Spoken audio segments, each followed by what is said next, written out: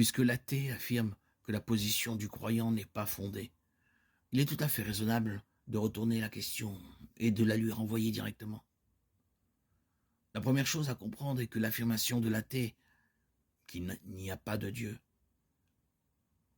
est une position intenable d'un point de vue philosophique. Une proposition existentielle affirmative peut être prouvée, mais une proposition existentielle négative, une proposition qui nie l'existence de quelque chose, ne peut pas être prouvée. Par exemple, quelqu'un peut affirmer qu'un aigle rouge existe et quelqu'un d'autre peut affirmer que les aigles rouges n'existent pas.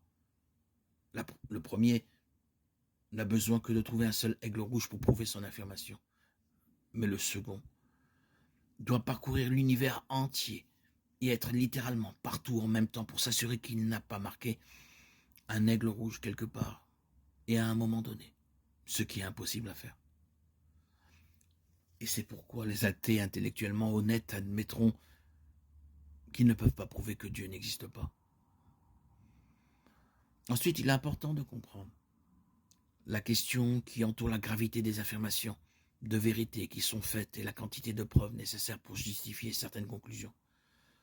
Par exemple, si quelqu'un met 2 contenants de limonade devant vous et vous dit que l'un est peut-être plus acide que l'autre, puisque les conséquences de la consommation de la boisson la plus acide ne seraient pas graves, vous n'auriez pas besoin d'une grande quantité de preuves pour faire votre choix.